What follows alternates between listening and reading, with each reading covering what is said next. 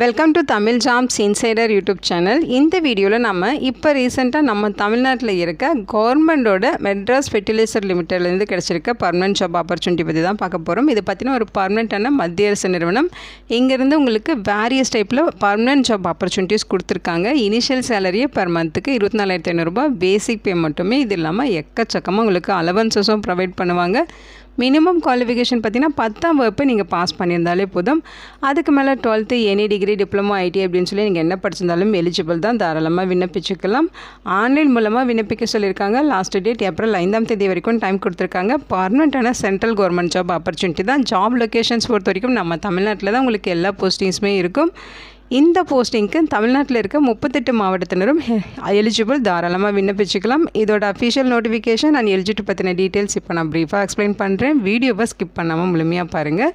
அதுக்கு முன்னாடி நீங்கள் இப்போ தான் இந்த சேனலுக்குள்ளே முதல் முறையாக வரீங்க அப்படின்னா நம்ம சேனலை சப்ஸ்கிரைப் பண்ணிவிட்டு பெல் சிம்பல் ப்ரெஸ் பண்ணி ஆல்கிற நோட்டிஃபிகேஷனில் செட் பண்ணிக்கிங்க. அப்போ தான் நாங்கள் கொடுக்குற எல்லா கவர்மெண்ட் ஜாப் ஆப்பர்ச்சுனிட்டியும் உங்கள் ஃபோனுக்கே நோட்டிஃபிகேஷனாக கிடைக்கும். இந்த ரெக்ரூட்மெண்ட் ரிலேட்டடான apply link and notification link எல்லாமே இந்த வீடியோவோட டிஸ்கிரிப்ஷன்லையும் ஃபஸ்ட்டு கமெண்ட்லையும் பின் பண்ணியிருக்கேன். செக் பண்ணி பாருங்கள். இந்த வீடியோக்கு ஒரு லைக் கொடுத்துருங்க. நீங்கள் கொடுக்குற லைக் தான் எங்களுக்கு அடுத்தடுத்து வீடியோ போகிறதுக்கான மிகப்பெரிய மோட்டிவேஷனாக இருக்கும். இப்போ வாங்க நம்ம வீடியோக்குள்ளே போகலாம். இதுதான் இந்த ஜாபுக்கான அஃபிஷியல் நோட்டிஃபிகேஷன். முக்கியமாக இந்த வீடியோ ஒரு இண்டிபெண்டன்ட் ரிவ்யூ வீடியோ தான். எஜுகேஷன் பர்பஸ்க்காக தான் போஸ்ட் பண்ணுறோம். இந்த போஸ்ட்டுக்கு விண்ணப்பிக்கிறதும் விண்ணப்பிக்காததும் உங்களோட சொந்த விருப்பம் தான். ஓகேங்களா? இந்த நோட்டிஃபிகேஷன் நமக்கு எங்கேருந்து கொடுத்துருக்காங்க அப்படின்னு பார்த்தீங்கன்னா மெட்ராஸ் ஃபெர்டிலைசர்ஸ் லிமிட்டட்லேருந்து கொடுத்துருக்காங்க. இது பார்த்திங்கன்னா மத்திய அரசு நிறுவனம். ஓகேங்களா? நம்ம தமிழ்நாட்டில் சென்னையில் மணாலி அப்படிங்கிற பிளேஸில் இந்த மெட்ராஸ் ஃபெர்டிலைசர் லிமிட்டட் வந்து லொக்கேட் ஆகிருக்கு. ஜாப் லொக்கேஷன்ஸ் நமக்கு தமிழ்நாட்டில் தான். எல்லா போஸ்டிங்ஸுமே இருக்கும். 43 வேக்கன்சிஸ் ரெக்ரூட் பண்ண போகிறாங்க.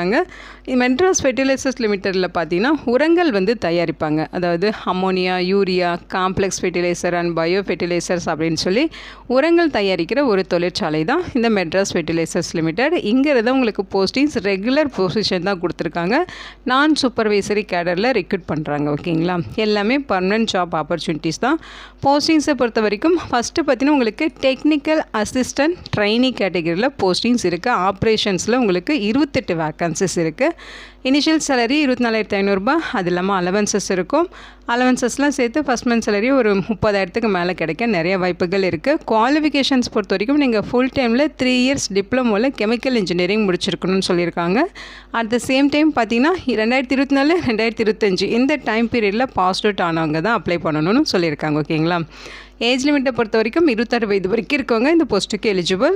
அடுத்த போஸ்ட்டு பார்த்தீங்கன்னா டெக்னிக்கல் அசிஸ்டன்ட் ட்ரெயினில் மெயின்டெனன்ஸில் மெக்கானிக்கலில் உங்களுக்கு 5 வேக்கன்சிஸ் இருக்குது. 24,500 பேசிக் பே. 26 வயது வரைக்கும் இருக்கவங்க எலிஜிபிள்.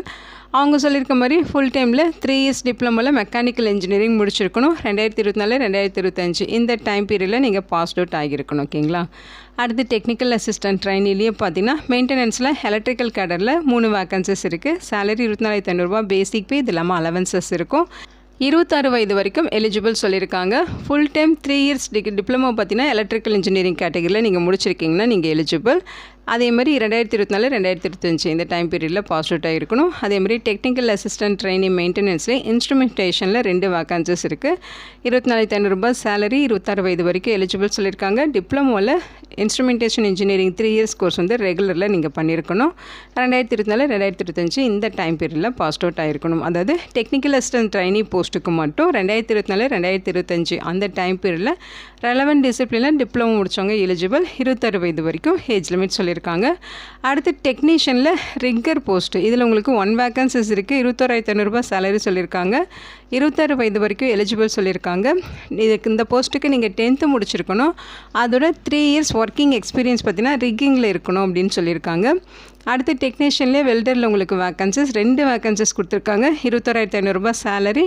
குவாலிஃபிகேஷன்ஸ் பொறுத்த வரைக்கும் நீங்கள் 10th முடிச்சுட்டு ஐடிஐ வெல்டிங் வந்து ஃபுல் டைம் கோர்ஸ் முடிச்சிருக்கீங்கன்னா எலிஜிபிள். 26 வயது வரைக்கும் எலிஜிபிள் சொல்லியிருக்காங்க. அடுத்து junior secretary come assistant post. இதில் உங்களுக்கு 2 வேக்கன்சிஸ் இருக்குது. சேலரியை பொறுத்த வரைக்கும் 22,500 சொல்லியிருக்காங்க.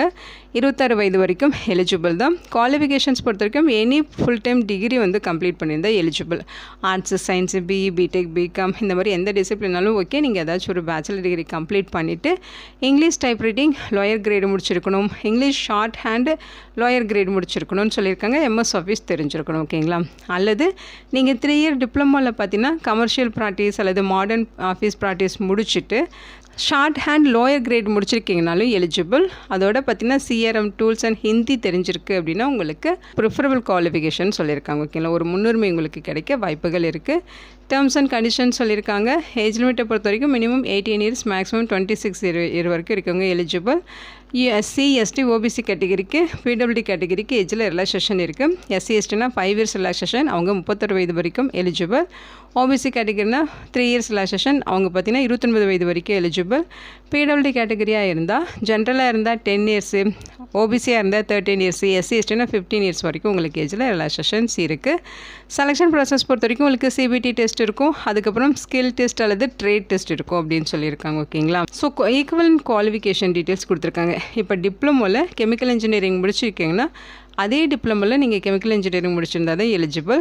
இதுவே நீங்கள் மெக்கானிக்கல் இன்ஜினியர் போஸ்ட்டுக்கு அப்ளை பண்ணுறீங்கன்னா மெக்கானிக்கில் அவங்க சொல்லியிருக்கேன் இந்த டிசிப்ளின்லாம் நீங்கள் டிப்ளமோ முடிச்சிருக்கீங்கன்னா எலிஜிபிள். அது மெக்கானிக்கல் இன்ஜினியரிங் முடிச்சிருந்தாலும் அப்ளை பண்ணலாம், மெக்கானிக்கல் அண்ட் ஆட்டோமேஷன் இன்ஜினியரிங் முடிச்சிருந்தாலும் அப்ளை பண்ணலாம், மெக்கானிக்கல் அண்ட் ப்ரொடக்ஷன் முடிச்சிருந்தாலும் எலிஜிபிள் தான், மெக்கானிக்கல் அண்ட் இண்டஸ்ட்ரியல் முடிச்சிருந்தாலும் நீங்கள் மெக்கானிக்கல் இன்ஜினியரிங் போஸ்ட்டுக்கு அப்ளை பண்ணிக்கலாம். ஓகேங்களா, அதே மாதிரி எலக்ட்ரிக்கல் ட்ரேடு இதில் பார்த்தீங்கன்னா எலக்ட்ரிக்கல் முடிச்சிருந்தாலும் எலிஜிபிள், எலக்ட்ரிக்கல் அண்ட் எலக்ட்ரானிக்ஸ்னாலும் எலிஜிபிள், எலக்ட்ரிக்கல் அண்ட் எலக்ட்ரானிக்ஸில் பவர் சிஸ்டம் முடிச்சிருந்தாலும் எலிஜிபிள், எலக்ட்ரிக்கல் அண்ட் பவர் முடிச்சிருந்தாலும் எலிஜிபிள், எலக்ட்ரிக்கல் பவர் இன்ஜினியரிங் முடிச்சிருந்தாலும் eligible, electrical electronics and power engineering முடிச்சிருந்தாலும் இந்த போஸ்ட்டுக்கு நீங்கள் ஈக்குவலண்ட்டான டிசிப்ளின் இது அப்படின்னு சொல்லியிருக்காங்க. அதே மாதிரி இன்ஸ்ட்ருமேஷன் இன்ஜினியரிங் போஸ்ட்டுக்கு அப்ளை பண்ணுறீங்கன்னா அவங்க சொல்லியிருக்க மாதிரி இன்ஸ்ட்ருமேஷன் ரிலேட்டடாக இங்கே கொடுத்துருக்க டிசிப்ளினில் ஏதாவது ஒரு டிசிப்ளின் நீங்கள் டிப்ளமோ கம்ப்ளீட் பண்ணாலே எலிஜிபிள் தான். ஓகேங்களா, சேலரி இல்லாமல் உங்களுக்கு என்னென்ன அலவன்சஸ் ப்ரொவைட் பண்ணுறாங்கிற இன்ஸ்ட்ரக்ஷனுமே இங்கே கொடுத்துருக்காங்க. ஸோ இது ஒரு பர்மனெண்ட்டான சென்ட்ரல் கவர்மெண்ட் ஜாப் ஆப்பர்ச்சுனிட்டி தான். ஸோ ஆல் இந்தியன் சிட்டிசன்ஸ் இந்த போஸ்ட்டுக்கு எலிஜிபிள், தாராளமாக விண்ணப்பிச்சுக்கலாம். அப்ளிகேஷன் ஃபீஸஸை பொறுத்த வரைக்கும் SC ST PWD category ex service man இவங்களுக்குலாம் ஃபீஸ் கிடையாது. இவங்க ஆன்லைனில் ஃபார்ம் மட்டும் சப்மிட் பண்ணாலே போதுமானது. இந்த கேட்டகரியை தவிர்த்து மற்ற கேட்டகரி எல்லாமே 500 rupees ஃபீஸ் பெய்ட் பண்ணணும். அதையே நீங்கள் ஆன்லைனில் அப்ளை பண்ணுறப்ப ஆன்லைன் மூலமே ஃபீஸ் வந்து பெய்ட் பண்ணிக்கலாம். மெத்தட் ஆஃப் செலெக்ஷன் கொடுத்துருக்காங்க பாருங்கள். சிபிடி எக்ஸாம் இருக்கும், அதுக்கப்புறம் ஸ்கில் டெஸ்ட்டு, ட்ரேட் டெஸ்ட் இருக்கும். அந்த சிபிடி எக்ஸாமினேஷன் பார்த்திங்கன்னா நம்ம தமிழ்நாட்டில் சென்னையிலையோ அல்லது அதர் லொக்கேஷன்ஸோ உங்களுக்கு கொடுப்பாங்க. அதில் வந்து நீங்கள் அட்டென்ட் பண்ணிக்கலாம் அப்படின்னு சொல்லியிருக்காங்க. அதோட பார்த்திங்கன்னா உங்களுக்கு ஸ்கில் டெஸ்ட்டு, ட்ரேட் டெஸ்ட்டு சென்னையில் தான் நடக்கும் அப்படின்னு சொல்லியிருக்காங்க. MFL சென்னையில் நடக்கும்னு சொல்லியிருக்காங்க. ஸோ சிபிடி பார்த்திங்கன்னா 2 பார்ட்ஸாக நடக்கும். 90 நிமிடங்கள் எக்ஸாம் இருக்கும். பார்ட் 1ல் 30 கொஸ்டின்ஸ் ஆப்டிடியூட் அண்ட் ரீசனிங்கில் கேட்பாங்க.